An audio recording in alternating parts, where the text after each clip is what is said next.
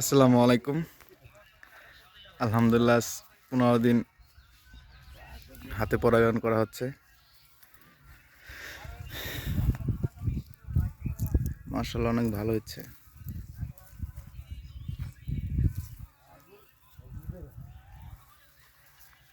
কিছু ফুল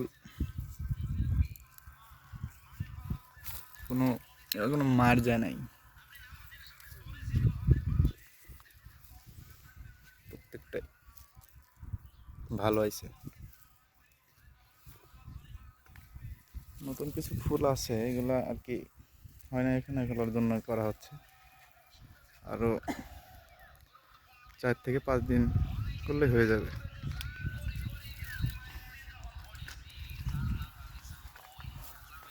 এবার অনেক ভালো ফলন আশা করা হচ্ছে এটা করার কারণে।